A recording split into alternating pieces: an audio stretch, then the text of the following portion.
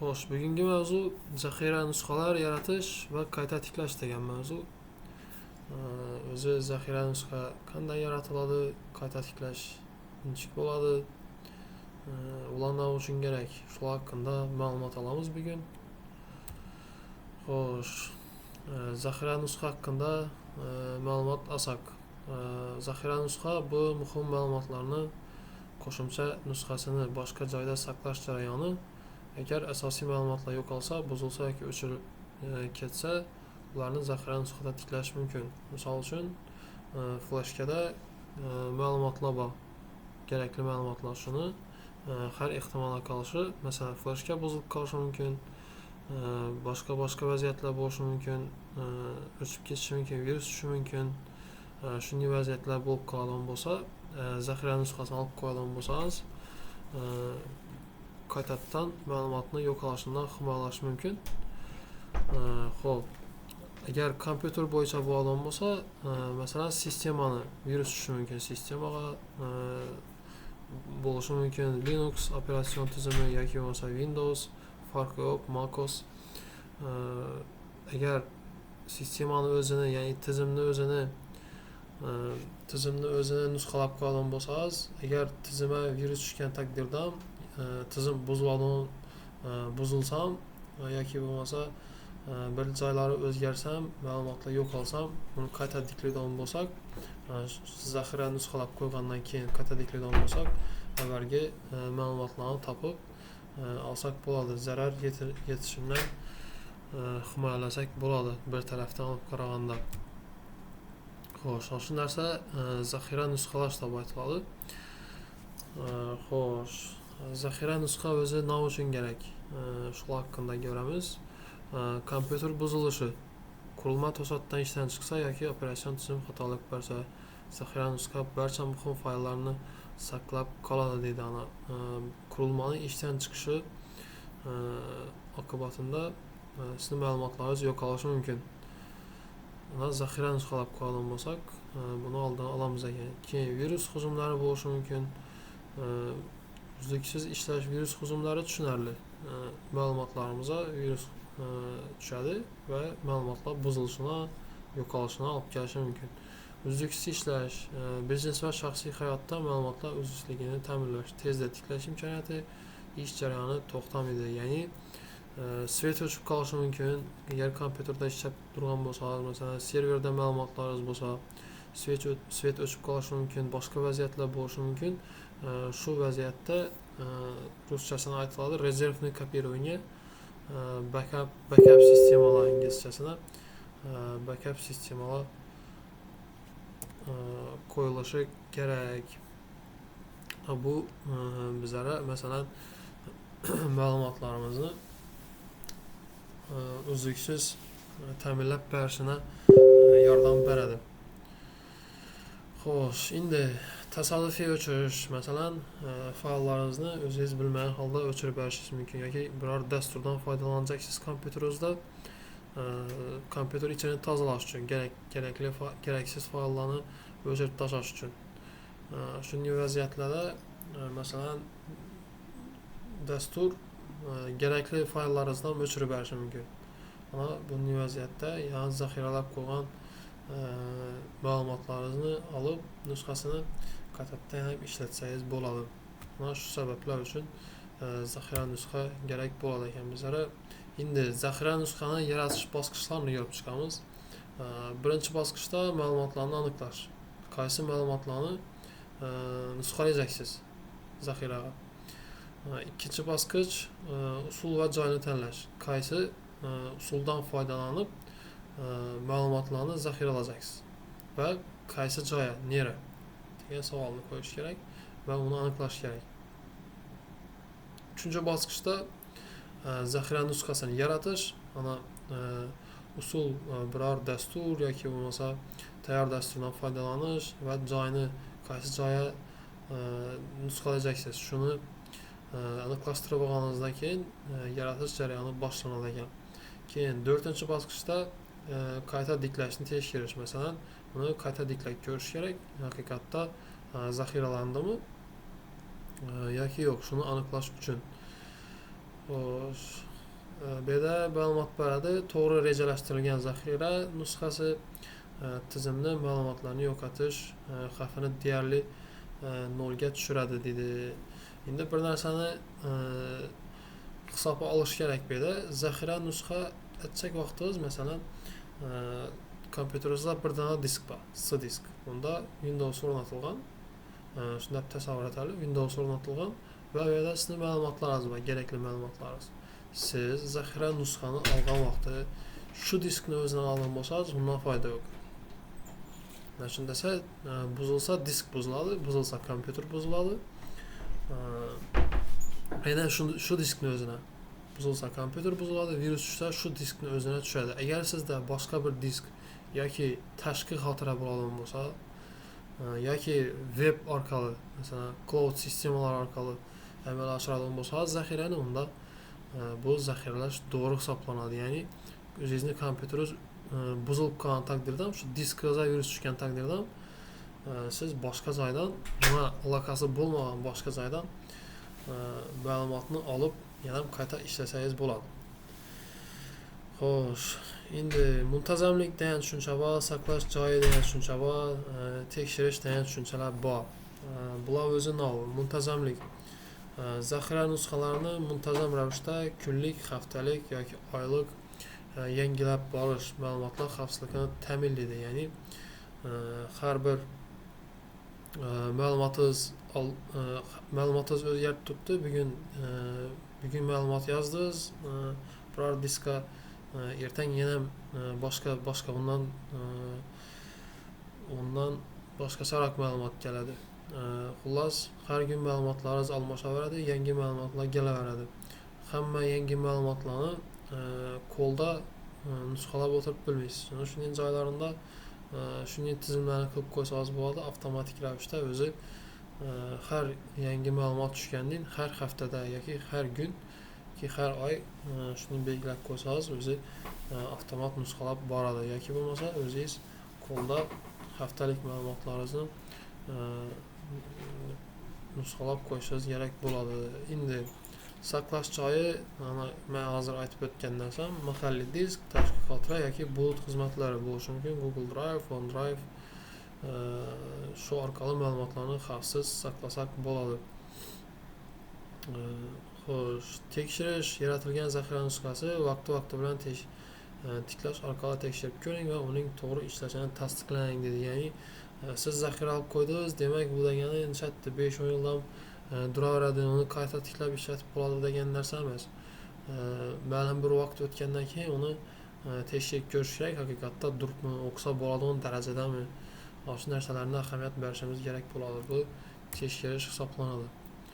Xo'sh, zaxira nusxa turlarini ko'ramiz. Endi har birisini to'xtalamiz. To'liq zaxira nusxasi degan tushuncha bor. Bu full backup deb aytiladi inglizchada. Barcha ma'lumotlarni to'liq nusxasi olinadi. Ko'proq joy talab qiladi, lekin tiklash jarayoni eng tez va ishonchli hisoblanadi dedi. Ya'ni novi narsa bo'lgan bo'lsa, barcha kirchikirnacha nusxalanadi. Xo'sh, keyin qisman zaxira degan tushuncha faqat oxirgi nusxadan keyin o'zgargan fayllar saqlanadi, kamroq joy egallaydi va tezroq amalga oshiriladi. Misol uchun, siz bir marta ishlatdingiz, zaxira backup sistemasini, ya'ni backup qildingiz, zaxira nusxasini oldingiz, keyingi safar yana qilgan vaqtingiz uni hammasini noldan olmaydi. O'zgargan qaysi birisi yangi qo'shilgan bo'lsa, avvalgisiga nisbatan o'sha narsani oladi. Bu qisman zaxira nusxa deb aytiladi. Keyin bulut zaxira nusxasi bor. Cloud backup ma'lumotlar internet orqali masofadagi serverlarda saqlanadi. Qurilma yo'qolsa ham ma'lumotlar xavfsiz qoladi. Misol uchun, aytganimdek Google Drive to'g'ri ishlatib ko'rgan bo'lsangiz, misol uchun 15 gigabayt beradi, adashmasam. 15 gigabaytdan bepul foydalansangiz bo'ladi. Google Drive, siz akkaunt yaratasiz Google'da, shunda disk hosil bo'ladi. Shu disk orqali 15 gigabaytni siz yuklab qo'ysangiz bo'ladi. Bu shu Google'ni o'zini serverlarida katta disklari orqali saqlanadi sizning ma'lumotingiz. Xohlagan vaqtingiz dunyoning xohlagan nuqtasidan o'zingizning akkauntingiz bilan yuklab qo'ygan ma'lumotingizni qaytarib olsangiz bo'ladi. Bu xavfsiz hisoblanadi. Eng foydali taraflari o'sha joylari qo'lingizda, yoningizda hech narsa olib yurishingiz shart emas. Zaxiralab qo'ygan ma'lumotingizni qayta olishingiz uchun. Endi har bir odamni agar zaxira nusxasi bilan ishlaydigan bo'lsa, har bir odamning o'zining mas'uliyati bor. Bu bo'lishi kerak. Ma'lumotlarni himoya qilish faqat texnologiyaga bog'liq emas. Foydalanuvchining faol ishtiroki va mas'uliyati muhim ahamiyatga ega, nechik ahamiyatga ega. Shu narsani ko'rib chiqamiz. Birinchisini ko'ramiz, muntazam nusxa olish. Muhim fayllarni kamida haftada bir marta zaxira nusxasini oling. Bu oddiy ko'ringan qadamlar katta yo'qotishlardan saqlab qoladi dedi. Sizga bir ko'ringanda har hafta atib o'tiramanmi yoki har kun zaxira atib o'tiramanmi, har oy zaxira atib o'tiramanmi degan tushunchalar gap chiqishi mumkin. Bunday holatlarda siz dangasalikka yo'l qo'ymasligingiz kerak. Agar ma'lumotlar qimmatli bo'lgan bo'lsa va ularni to'g'ri saqlashni bilsangiz. Xo'sh, bir qaraganda oddiy narsa bo'lib tuyulishi mumkin, lekin ma'lumotlarni nusxalash vaqti kelganda o'zini foydali taraflarini ko'rsatadi. Xo'sh, ikkinchisida 3-2-1 qoidasini rioya qilish kerak, ya'ni 3 ta nusxa olish kerak, 2 ta turli xil muhitda, bittasi offlaynda saqlanishi kerak. Bu eng ishonchli zaxira nusxa strategiyasi hisoblanadi. Ya'ni shu strategiyaga amal qilish kerak. Ikkinchi navbatda, ya'ni bir faylni, bir ma'lumotni 3 ta nusxasini 2 ta turli muhitda, 2 ta turli muhit bo'lgan bo'lsa, yana undan burungi slaydda ko'rsatgan narsam, masalan, cloud tizimida bulutli xizmatda bo'lishi mumkin bir muhit, qattiq diskda bo'lishi mumkin ikkinchi muhit. Shuning ko'rinishda. Va birisi offline bo'lishi kerak hamisha. Agar biz cloudni oladigan bo'lsak, ya'ni bulutli xizmatni oladigan bo'lsak, bu onlayn hisoblanadi. Bu xizmat ishlamayotgan taqdirda offline sizda ishlab turgan bo'lishi kerak. Bu endi zaxira nusxalar ko'pincha serverlar bilan bog'liq bo'ladi. Serverlarda qilinadi albatta. Serverda zaxira nusxasiz ishlash bu xavfsizlik noladan deganni. Shundasa serverga ko'proq hujum bo'ladi, deydi. Ma'lumotlarning o'g'irlanishi, qayta ishlanishi bo'lishi mumkin, o'zgarishi bo'lishi mumkin yoki DOS atakalar bo'lishi mumkin, xizmatlarning ishdan chiqishi, ma'lumotlar bazasining ishdan chiqishi va hokazo holatlar bo'lishi mumkin. Ana shu holatlarda bizga zaxira nusxasi kerak bo'ladi qaytadan tizimni ishga tushirib berish uchun. Xo'sh, parollarni himoya qilish kerak. Zaxira nusxalarini shifrlash va kuchli parol bilan himoya qilish ruxsatsiz kirishdan saqlaydi. Bu 3-bosqich, 3-narsa. Ya'ni zaxiralab qo'ydingiz, demak ularni shifrlangan ko'rinishda va o'zi umuman girishda parollarni o'rnatish kerak bo'ladi. Biz parollarni nechta ko'rinishda o'rnatishni juda yaxshi bilamiz sizlar bilan.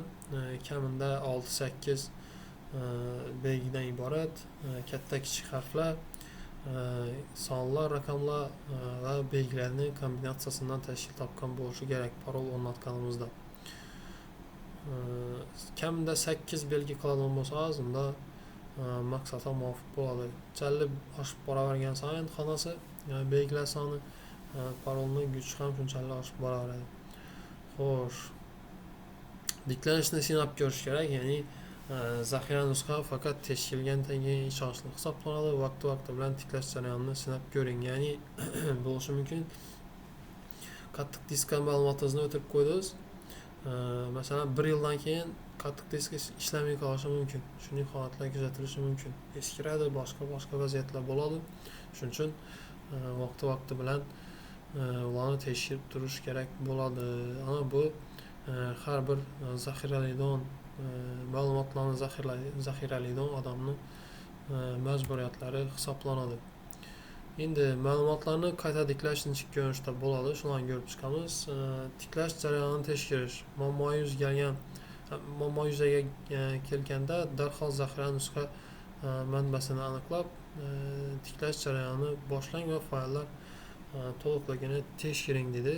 Xo'sh, qisman yoki to'liq tiklash faqat yo'qolgan fayllarni yoki butun tizimni tiklash imkoniyati mavjud. Vaziyatga qarab eng maqbul usulni tanlash kerak. Muvaffaqiyatli tiklash to'g'ri zaxira nusxa tizimini mavjud bo'lsa, ma'lumotlarni yo'qotish stressini minimallashtirgan holda ishni davom ettirish mumkin.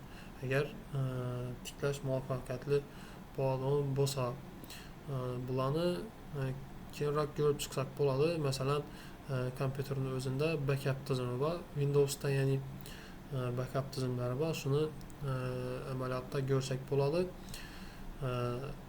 Boshlab sistemani o'zini zaxiralaymiz. Zaxiralagandan keyin bir amallarni bajaramiz va qayta tiklasak bo'ladi tizimni. Shu narsalarni qilib ko'rsak bo'ladi amaliyotda. Xo'sh, shu bilan zaxiralash tamom.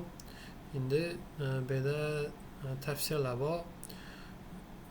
Ya'ni agar kimda endi sizlar axborot xavfsizligi ko'proq axborot xavfsizligi bo'yicha ishlaysiz, shuning uchun o'zingizni oldin himoya qilishingiz kerak va shunda butun tizimni himoya qilishda muammo bo'lmaydi sizlar bilan. Shuning uchun aytadi, bugun o'z qurilmangizda birinchi zaxira nusxasini yarating. Kechiktirish ma'lumotni yo'qotish xavfini oshiradi. Agar shu paytgacha zaxira qilmagan bo'lsangiz, bugun qilishingiz kerak ekan. Vositalarni o'rganing. Bu endi eng qimmat ma'lumotlaringizga tegishli qimmat ma'lumotlaringizni olib zaxiralab qo'ysangiz bo'ladi. Yoki tizimni Windows operatsion tizimini o'zini nusxalasangizlar ham bo'ladi. Xohlasangizlar amaliyotda qiziqsangizlar ko'rib chiqamiz. Xo'sh, vositalarni o'rganing. Qaysi vositalardan foydalanib zaxiralasa bo'ladi? Masalan, Windows Backup, Time Machine yoki Acronis kabi dasturlar bilan tanishib chiqishingiz kerak va o'zingizga mos keladiganini tanlashingiz kerak. Qaysi sizga mos bo'lsa, qaysisida ishlab turishga ko'zingiz yetsa, qilsangiz bo'ladi. Xo'sh, yordam masalasi agar bilmasangiz, savol yoki muammolar bo'lsa, IT mutaxassisiga murojaat qiling yoki onlayn qo'llanmalardan foydalaning. Misol uchun, internetdan videolarni ko'rsangiz bo'ladi yoki bo'lmasa, menga yozsangiz, muammosiz ko'rib chiqsak bo'ladi yoki men sizga materiallarni beraman, olib o'qib o'rgansangiz, amalga oshirsa bo'ladi. Xo'sh, shu bilan bugungi mavzu tamom. E'tiboringiz uchun rahmat.